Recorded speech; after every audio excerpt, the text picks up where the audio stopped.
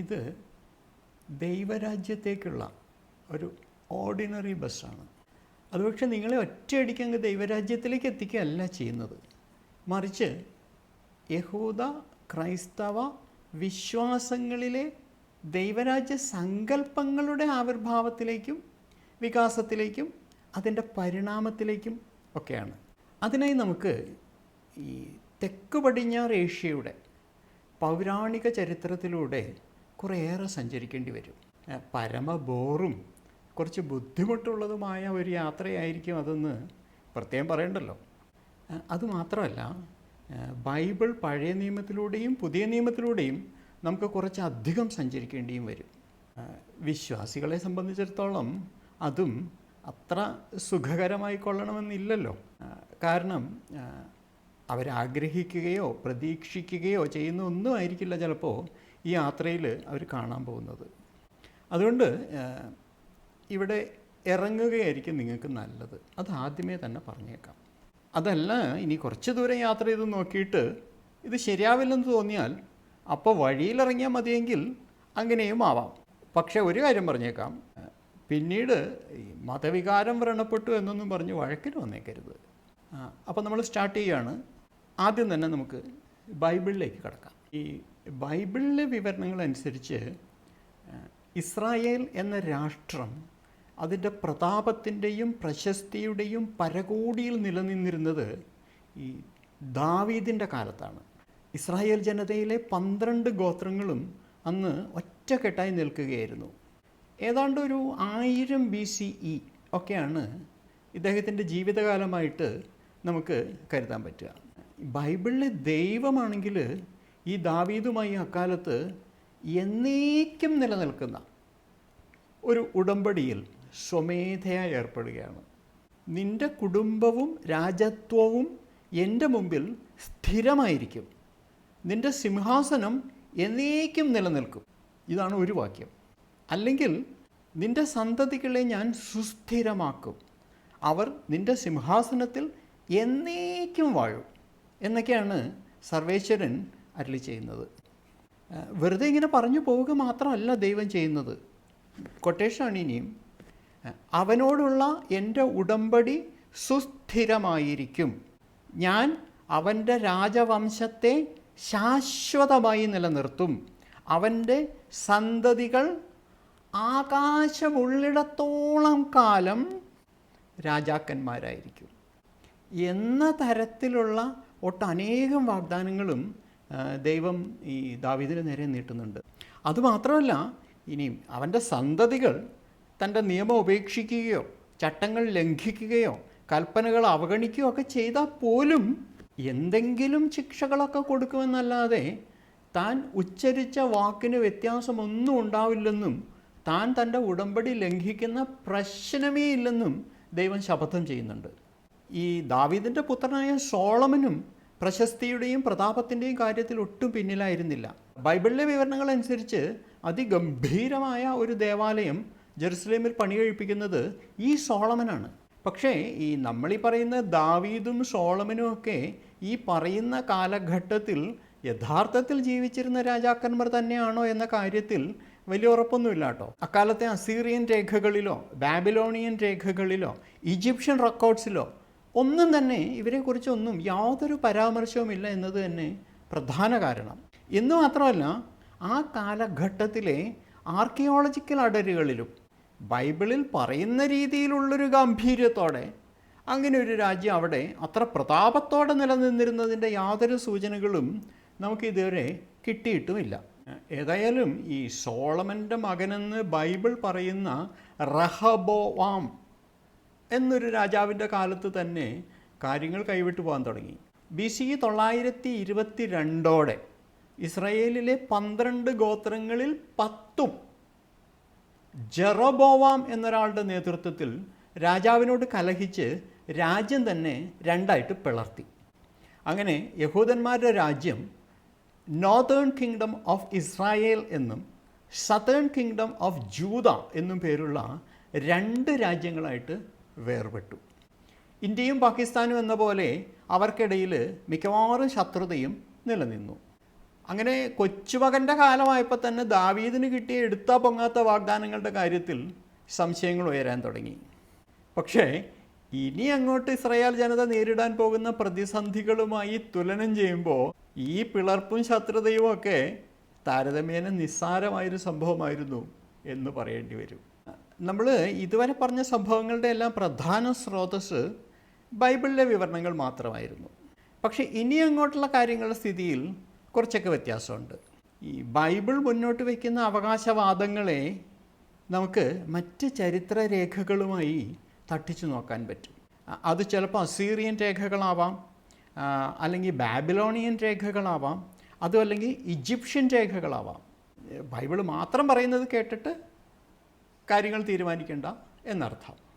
അല്ലെങ്കിൽ ഈ നാടോടി കഥകളുടെയും ഐതിഹ്യങ്ങളുടെയും ഭൂമികയിൽ നിന്ന് നമ്മൾ ചരിത്രത്തിൻ്റെ വെളിച്ചത്തിലേക്ക് പതിയെ കാലെടുത്ത് വയ്ക്കുന്നു എന്ന് ചുരുക്കം. ഈ BCE 10-ാം നൂറ്റാണ്ടിനൊടുവിൽ തന്നെ അസീറിയക്കാർ തങ്ങളുടെ അടുത്ത് കിടക്കുന്ന രാജ്യങ്ങളെ ഒന്നൊന്നായി കീഴ്പ്പെടുത്തി മഹത്തായ അസീറിയൻ സാമ്രാജ്യത്തിന് തുടക്കമിട്ടിരുന്നു. BCE 8-ാം നൂറ്റാണ്ടായപ്പോഴത്തേക്കും ഇന്നത്തെ ഇറാഖും ഇറാനും ടർക്കിയും സിറിയയും ലെബനനും ജോർദാനും ഒക്കെ ഉൾപ്പെടുന്ന ലോകത്തിലെ തന്നെ ആദ്യത്തെ മഹാസാമ്രാജ്യമായി കഴിഞ്ഞിട്ടുണ്ടായിരുന്നു ഈ അസീറിയ. സ്വാഭാവികമായും അസീറിയക്കാരുടെ കണ്ണ് ഇസ്രായേലിലേക്ക് നീളുമല്ലോ. BCE 732 അസീറിയൻ രാജാവായ തിഗ്ലാത്ത് പലീസർ ഇസ്രായേൽ ആക്രമണം തുടങ്ങി വെച്ചു. 10 കൊല്ലം വേണ്ടി വന്നില്ല. BCE 722 സാർഗൺ എന്ന രാജാവ് ഇസ്രായേലിനെ പൂർണ്ണമായും ആക്രമിച്ച് കീഴ്പ്പെടുത്തി. അതോടെ ഇസ്രായേൽ എന്ന രാജ്യം തന്നെ ഭൂമിയിൽ നിന്ന് ഇല്ലാതെയായി. ഈ പരാജയപ്പെട്ട ജനതയെ അന്നാട്ടിൽ തന്നെ കഴിയാൻ അനുവദിച്ചാൽ പിന്നീട് എപ്പോൾ വേണമെങ്കിലും ഈ സ്വാതന്ത്ര്യത്തിനുള്ള കലാപം പൊട്ടിപ്പുറപ്പെടാമല്ലോ. അതുകൊണ്ട് ഏത് നാട് പിടിച്ചടക്കിയാലും അവിടെയുള്ള നാട്ടുകാരെ മുഴുവനും സാമ്രാജ്യത്തിൻ്റെ മറ്റു ഭാഗങ്ങളിലേക്ക് പറിച്ചു നടുക എന്നത് ഈ അസീറിയക്കാരുടെ ഔദ്യോഗിക നയമായിരുന്നു. അതനുസരിച്ച് ഇസ്രായേലിലുണ്ടായിരുന്ന യഹൂദരെയും അസീറിയക്കാർ നാട് കടത്തുകയും അവരെ സാമ്രാജ്യത്തിൻ്റെ മറ്റു ഭാഗങ്ങളിൽ കൊണ്ടുപോയി കുടിയിരുത്തുകയും ചെയ്തു. ഇങ്ങനെ മറ്റ് നാടുകളിൽ കുടിയിരുത്തപ്പെട്ട യഹൂദർ അവരുടെ ഗോത്ര തനിമയും മതനിയമങ്ങളും പിന്തുടർന്ന് വിലക്കാനും അസീറിയക്കാർ പ്രത്യേകം ശ്രദ്ധ ചെലുത്തി. അങ്ങനെ BCE 722 ഇസ്രായേൽ എന്ന വടക്കൻ രാജ്യവും ആകെയുണ്ടായിരുന്ന 12 ഗോത്രങ്ങളിൽ 10 ഗോത്രങ്ങളും അതോടെ ചരിത്രത്തിൽ നിന്നും മാഞ്ഞുപോയി. യൂദാഗോത്രമല്ലാതെ ഒന്നും അവശേഷിച്ചില്ല. അല്ലെങ്കിൽ കർത്താവ് ഇസ്രായേലിനെ ദാവീദിൻ്റെ ഭവനത്തിൽ നിന്നും വിച്ഛേദിച്ചു എന്നൊക്കെ ബൈബിൾ ആവർത്തിക്കുന്നുണ്ടെങ്കിലും ഈ ചരിത്രപരമായിട്ട് അതത്ര ശരിയായിക്കൊള്ളണമെന്നില്ല. അസീറിയക്കാരുടെ ആക്രമണത്തെ തുടർന്ന് കുറേ പേരെങ്കിലും അഭയാർത്ഥികളായി തെക്ക് യൂദാ രാജ്യത്തേക്ക് രക്ഷപ്പെട്ടിട്ടുണ്ടാവണം. BCE 722 തൊട്ടു പിന്നാലെ ജെറുസലേം നഗരം അന്നുണ്ടായിരുന്നതിനേക്കാൾ 5 മടങ്ങ് വികസിച്ചതിന് നമുക്കിന്ന് ആർക്കിയോളജിക്കൽ തെളിവുകൾ ലഭ്യമാണ്.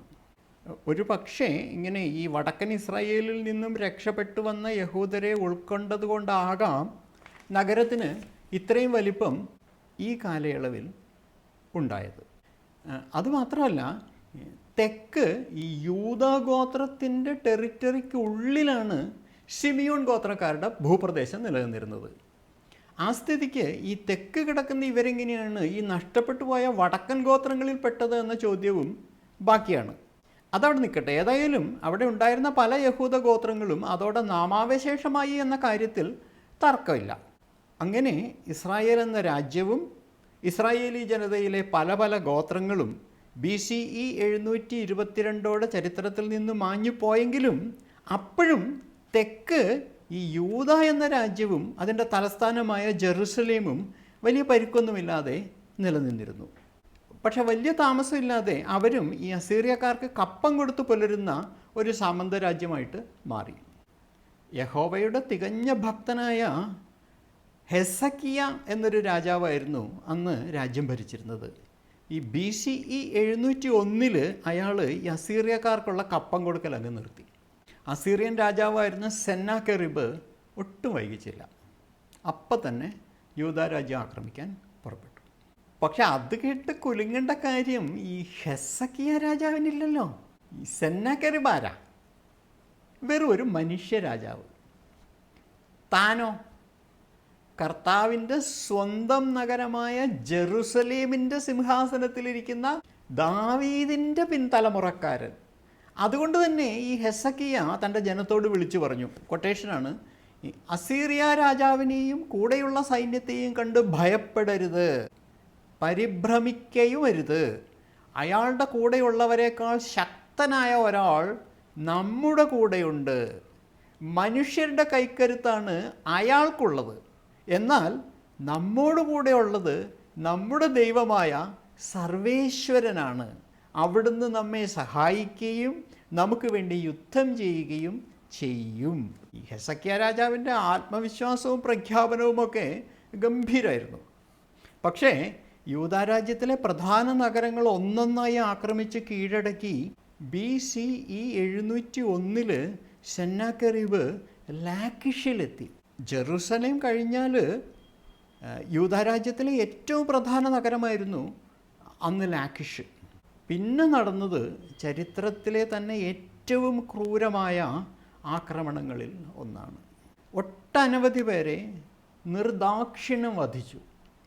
നഗരത്തിലെ പ്രധാനികളെ കുറേ പേരെ കഴിവിൽ കുത്തി നിർത്തിയും വേറെ കുറേ പേരെ ജീവനോടെ തൊലിയൊരിച്ചും മറ്റു ചിലരുടെ നാക്ക് പിഴുതെടുത്തും ഇനിയും കുറേ പേരെ മുട്ടുകാലിൽ നിർത്തി കഴുത്തർത്തും പൈശാചികമായി തന്നെ കൊന്നു.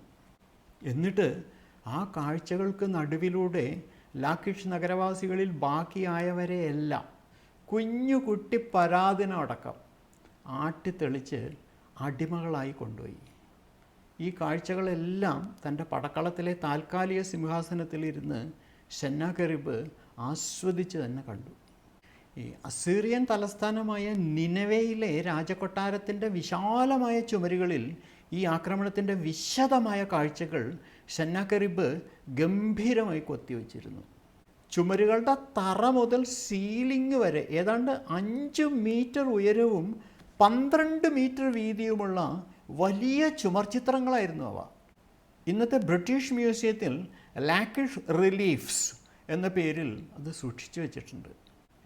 തൻ്റെ ഈ ആക്രമണ പരമ്പരയിലെ അതിസുപ്രധാനമായൊരു വിജയമായതുകൊണ്ടാണല്ലോ ഈ സെന്നാകെറിബ് തൻ്റെ ഈ ആക്രമണം ഇങ്ങനെ വരും തലമുറകൾക്ക് കൂടി കാണാൻ പാകത്തിനുള്ള ഒരു പടുകൂറ്റൻ സ്മരണികയാക്കി മാറ്റിയത്.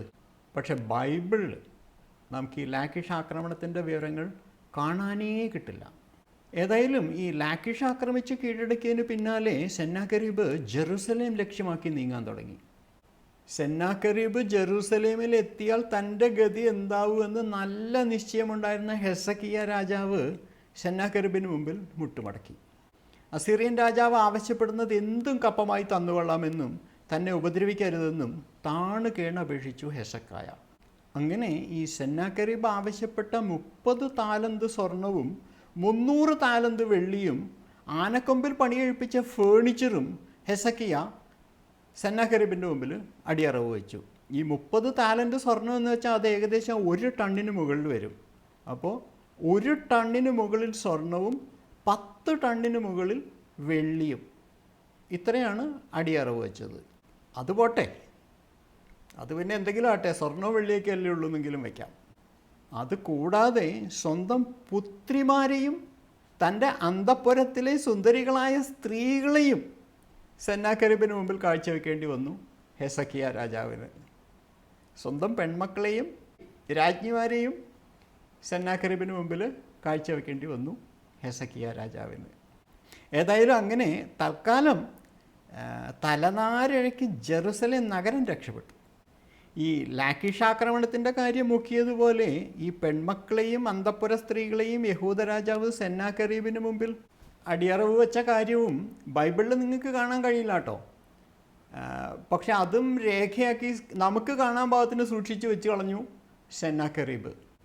ടെയ്ലേഴ്സ് പ്രിസം എന്ന പേരിൽ ഇവിടെ കാണിച്ചിരിക്കുന്നത് ഈ സംഭവവുമായി ബന്ധപ്പെട്ട അത്തരം ഒരു അസീറിയൻ രേഖയാണ്. അതിൽ വ്യക്തമായിട്ട് പറഞ്ഞിട്ടുണ്ട് എന്തൊക്കെയാണ് കപ്പമായിട്ട് ഹെസക്കിയ രാജാവിൻ്റെ കയ്യിൽ നിന്ന് മേടിച്ചതെന്ന്. ഇതല്ല തമാശ. ഈ സെന്നാകെരീബ് ആവശ്യപ്പെട്ട 30 താലന്റ് സ്വർണവും 300 താലന്റ് വെള്ളിയും കൊടുത്തിട്ടും ദുഷ്ടൻ ജെറുസലേം ആക്രമിക്കാൻ വന്നു എന്നാണ് ബൈബിൾ പറയുന്നത്. ദേവാലയത്തിൻ്റെ കതകുകളും കട്ടിളക്കാലുകളും പൊതിഞ്ഞിരുന്ന സ്വർണം വരെ പൊളിച്ചെടുത്തിട്ടാണ് പാവം ഹെസക്കിയ തൂക്കം ഒരുവിധം ഒപ്പിച്ചെടുത്തത്. എന്നിട്ടും സെന്നാകെരീബ് ജെറുസലേം ആക്രമിക്കാൻ വന്നപ്പോൾ കർത്താവിൻ്റെ ഒരു ദൂതൻ പ്രത്യക്ഷപ്പെട്ട് അസീറിയൻ സൈന്യത്തിലെ 1,85,000 പടയാളികളെ ഒറ്റയടിക്ക് കൊന്നളഞ്ഞു. എത്ര പേരെ? 1,85,000 പേരെ. അങ്ങനെ സെന്നാകെരീബിൻ്റെ ആക്രമണം ദൈവത്തിൻ്റെ നേരിട്ടുള്ള ഇടപെടൽ കാരണം ചീറ്റിപ്പോയി. പാവം സെന്നാകെരീബ് നാണം കെട്ട് തിരിച്ചുപോയി അയാൾ എന്നാണ് ബൈബിൾ ഭാഷ്യം. അതെന്തെങ്കിലും ആട്ടെ, ഈ BCE 7-ാം നൂറ്റാണ്ടിൻ്റെ പകുതിയായപ്പോഴേക്കും ഈ ആഭ്യന്തര പ്രശ്നങ്ങളിൽ പെട്ടിട്ട് നമ്മുടെ അസീറിയൻ സാമ്രാജ്യം തന്നെ ഉലയാൻ തുടങ്ങി. ഈ അവസരത്തിനായിട്ട് കാത്തിരുന്ന ബാബിലോണിയൻ രാജാവ് നബോപൊലാസർ BCE 612 അസീറിയൻ തലസ്ഥാനമായ നിനവെ ആക്രമിച്ച് കീഴടക്കി. അസീറിയൻ രാജാവ് പോയി പകരം ബാബിലോണിയൻ രാജാവ് വന്നു എന്നല്ലാതെ നമ്മുടെ യൂദാ രാജാവിന് അതുകൊണ്ട് പ്രത്യേകിച്ച് ഗുണമൊന്നും ഉണ്ടായില്ല. ഈ BCE 597 ഈ ബാബിലോണിയക്കാർ യൂദാ രാജ്യം ആക്രമിച്ച് ജെറുസലേം നഗരം പിടിച്ചെടുത്തു. അന്ന് യഹോയാക്കിൻ എന്നൊരാളായിരുന്നു ജെറുസലേമിലെ ദാവീദിൻ്റെ സിംഹാസനത്തിൽ വാണിരുന്നത്. ഈ രാജാവിനെയും രാജസദസ്സിലെ പ്രധാനികളെയും എല്ലാം ബാബിലോണിയയിലേക്ക് നാടുകടത്തി.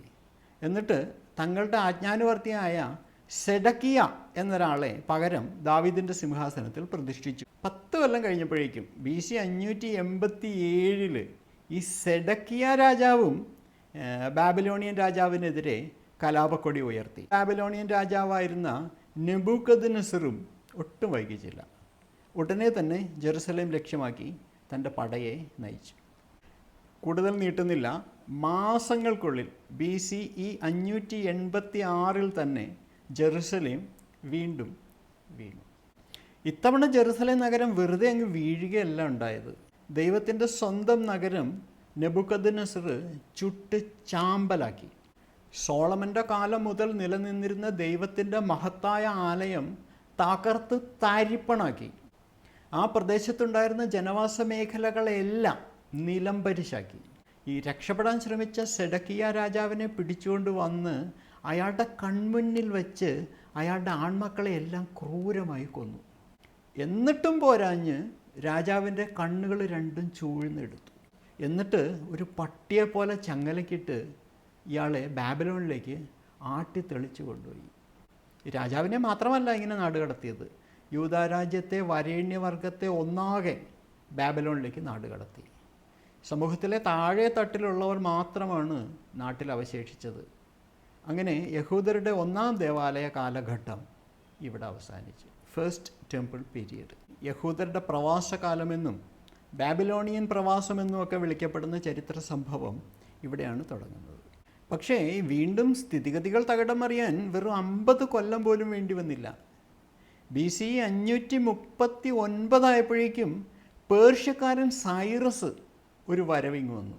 അതോടെ ബാബിലോണിയക്കാരുടെ കച്ചവടം പൂട്ടി. പക്ഷേ ഇത്തവണ യഹൂദൻ രക്ഷപ്പെട്ടു. ഈ യഹൂദനെ സംബന്ധിച്ചിടത്തോളം പേർഷ്യൻ ചക്രവർത്തി സൈറസ് ഒരു ദൈവദൂതനായിരുന്നു. യൂദാ രാജ്യത്തിന് സ്വതന്ത്ര പദവിയൊന്നും കൊടുത്തില്ലെങ്കിലും ബാബിലോണിയയിലെ പ്രവാസകാലം അവസാനിപ്പിച്ച് നാട്ടിലേക്ക് മടങ്ങിപ്പോകാൻ ആഗ്രഹിക്കുന്ന യഹൂദന് അതിനുള്ള സ്വാതന്ത്ര്യം സൈറസ് അനുവദിച്ചു കൊടുത്തു. മാത്രമല്ല, ഈ ബാബിലോണിയക്കാർ നിലംപരിശാക്കിയ ജെറുസലേമിലെ ദേവാലയം പുനർനിർമ്മിക്കാനുള്ള അനുവാദവും സൈറസ് അവർക്ക് കൊടുത്തു. ഈ മുടിഞ്ഞു മുദ്ര കുത്തിയിരിക്കുന്ന യഹൂദന് അനുവാദം മാത്രം കിട്ടിയിട്ട് കാര്യമില്ലല്ലോ. അതിനാവശ്യമായിട്ടുള്ള സാധന സാമഗ്രികളും സാമ്പത്തിക സഹായവും കൂടി പേർഷ്യക്കാർ കയ്യയച്ച് തന്നെ കൊടുത്തു. അങ്ങനെ ഒരു 2 നൂറ്റാണ്ട് അങ്ങോട്ട് കഴിഞ്ഞപ്പോഴത്തേക്കും പേർഷ്യക്കാരെ മുട്ടുകുത്തിച്ച് പ്രദേശത്തിൻ്റെ ആകെ അധികാരം പിടിച്ചെടുക്കാൻ ലോകം കണ്ട ഏറ്റവും സമർത്ഥനായിട്ടുള്ള ചക്രവർത്തി എത്തി, അലക്സാണ്ടർ ചക്രവർത്തി. അങ്ങനെ അസീറിയക്കാർക്കും ബാബിലോണിയക്കാർക്കും പേർഷ്യക്കാർക്കും പിന്നാലെ യഹൂദനെ അടക്കി ഭരിക്കാനുള്ള ഊഴം ഗ്രീക്ക് മാസഡോണിയക്കാരൻ്റെ ആയി. പക്ഷേ ഈ അലക്സാണ്ടർക്ക് ആയുസ് വളരെ കുറവായിരുന്നു. ഇന്ത്യൻ ആക്രമണത്തിന് തൊട്ട് പിന്നാലെ തൻ്റെ യൗവനത്തിൽ തന്നെ മരണത്തിന് മുന്നിൽ കീഴടങ്ങേണ്ടി വന്നു അലക്സാണ്ടർ ചക്രവർത്തിക്ക്. ചക്രവർത്തിയുടെ മരണത്തിന് പിന്നാലെ ഈ മാസിഡോണിയൻ സാമ്രാജ്യം അദ്ദേഹത്തിൻ്റെ 4 സൈന്യാധിപന്മാർ കൂടി പങ്കിട്ടെടുക്കുകയാണ് ഉണ്ടായത്. തെക്ക് ഈജിപ്തിൻ്റെ ഭരണം അങ്ങനെ ഈ ടോളമിമാരുടെയും ഈ വടക്ക് മെസൊപ്പൊട്ടേമിയൻ സിറിയ പ്രദേശത്തിൻ്റെ ഭരണം സെല്യൂസിഡ് രാജാക്കന്മാരുടെയും കയ്യിലായി. ഇവന്മാർ രണ്ടുപേരുടെയും ഇടയ്ക്കാണ് യഹൂദ രാജ്യത്തിൻ്റെ കിടപ്പ്. ഈജിപ്തിൻ്റെയും മെസൊപ്പൊട്ടേമിയയുടെ ഇടയ്ക്കാണ് യഹൂദൻ്റെ കിടപ്പ്. പിന്നെയും തിരഞ്ഞെടുക്കപ്പെട്ട ദൈവജനത്തിൻ്റെ കാര്യം കട്ടപ്പുകയായി. ആദ്യം കുറേ കാലം ടോളമിമാരുടെ ഭരണത്തിന് കീഴിലായിരുന്നെങ്കിലും പിന്നീട് സെല്യൂസിഡ് രാജാക്കന്മാരുടെ അധീനതയിലായി യൂദാപ്രദേശം. അങ്ങനെ ഈ സെല്യൂസിഡ് ഭരണത്തിന് കീഴിലായ യഹൂദൻ മാസിഡോണിയക്കാരുടെ കയ്യൂക്കിൻ്റെയും രുചി അറിയാൻ ഇരിക്കുന്നേ ഉണ്ടായിരുന്നുള്ളൂ. BCE 167 സെല്യൂസിഡ് രാജാവായിരുന്ന ആൻറ്റിയോക്കസ് എപ്പിഫനീസ് എന്ന വിജാതീയൻ്റെ സൈന്യം പരമപവിത്രമെന്ന് യഹൂദൻ കരുതുന്ന ജെറുസലേം ദേവാലയത്തിൻ്റെ ഉള്ളിൽ പ്രവേശിച്ചു. ആണ്ടിലൊരിക്കൽ മുഖ്യ പുരോഹിതൻ ഒരാൾക്ക് മാത്രമേ ഈ ദേവാലയത്തിൻ്റെ ശ്രീകോവിലിനുള്ളിൽ കയറാൻ അനുവാദം ഉണ്ടായിരുന്നുള്ളൂ. അതും അതികഠിനമായ ആചാരശുദ്ധിയോടെയും സൂക്ഷ്മമായ അനുഷ്ഠാനങ്ങളോടെയും മാത്രം. അവിടെയാണ് വിജാതീയൻ കുളിക്കുക പോലും ചെയ്യാതെ പറ്റമായി കയറി മേഞ്ഞത്. എന്നിട്ടോ അവിടെ ഉണ്ടായിരുന്ന വിലപിടിപ്പുള്ള വസ്തുക്കൾ മുഴുവൻ കൊള്ളയടിച്ചു. അതുമാത്രമോ, ദേവാലയത്തിൽ നൂറ്റാണ്ടുകളായി നിലനിന്നിരുന്ന ദിവസേനയുള്ള ബലികർമ്മങ്ങൾ നിരോധിച്ചു. അതും പോരാഞ്ഞ് അവിടെ നിലവിലുണ്ടായിരുന്ന മുഖ്യ പുരോഹിതനെ മാറ്റി അവിടെ സ്വന്തം ഇഷ്ടപ്രകാരം മറ്റൊരാളെ പ്രതിഷ്ഠിച്ചു. അവിടെ കൊണ്ട് തീർന്നോ ആൻറ്റിയോക്കസിൻ്റെ അതിക്രമം? ഇല്ല. അയാൾ ആ ദേവാലയത്തിൻ്റെ ഗർഭഗൃഹത്തിൽ ഗ്രീക്കുകാരുടെ സൂസ് ദേവൻ്റെ പ്രതിമ സ്ഥാപിക്കുകയും അൾത്താരയിൽ ഒരു കൂറ്റൻ പന്നിയെ ബലി കഴിക്കുകയും ചെയ്തു. പന്നിയെ. വിഗ്രഹാരാധനയ്ക്കെതിരെ നിരന്തരം ഉറഞ്ഞു തുള്ളുന്ന യഹോവയുടെ ജെറുസലേമിലെ സ്വന്തം ദേവാലയത്തിലാണ് ഈ ഗ്രീക്ക് ദേവൻ്റെ വിഗ്രഹം പ്രതിഷ്ഠിച്ചിരിക്കുന്നത്. അതുമാത്രമോ, യഹൂദനെ സംബന്ധിച്ചിടത്തോളം പന്നിയോളം അശുദ്ധിയുള്ള മറ്റൊരു മൃഗമില്ല. ആ മൃഗത്തെയാണ് ആൻറ്റിയോക്കസ് ദേവാലയത്തിനുള്ളിൽ ബലിയർപ്പിച്ചിരിക്കുന്നത്. എന്നിട്ട് തീർന്ന ആൻറ്റിയോക്കസിൻ്റെ അതിക്രമം? ഇല്ല. വിജാതീയരെ മുഴുവൻ വെറുക്കാൻ പഠിപ്പിക്കുന്ന യഹൂദൻ്റെ വിശുദ്ധ ഗ്രന്ഥങ്ങളെല്ലാം കൊണ്ടുവന്ന് അവിടെ കൂട്ടിയിട്ടിട്ട് അതിൽ പന്നിമാംസം ഇട്ട് തിളപ്പിച്ച വെള്ളം തളിച്ചു. പിന്നെ അവിടെ ഉണ്ടായിരുന്ന പുരോഹിതന്മാരെയും മറ്റ് യഹൂദരെയും പന്നിമാംസം ബലമായിട്ട് തീറ്റിച്ചു.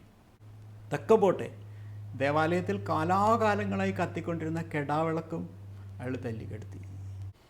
അതവിടെ നിൽക്കട്ടെ. നമ്മൾ ഈ ദക്ഷിണ പശ്ചിമേഷ്യയുടെ പൗരാണിക ചരിത്രം പഠിക്കാനല്ലല്ലോ ഈ പണിക്കിറങ്ങിയേക്കണേ. യഹൂദൻ എങ്ങനെയാണ് ഈ ചരിത്ര സംഭവങ്ങളോട് പ്രതികരിച്ചത് എന്നാണ് നമുക്കിനി നോക്കേണ്ടത്. അത് നമുക്ക് അടുത്ത എപ്പിസോഡിലാവാം.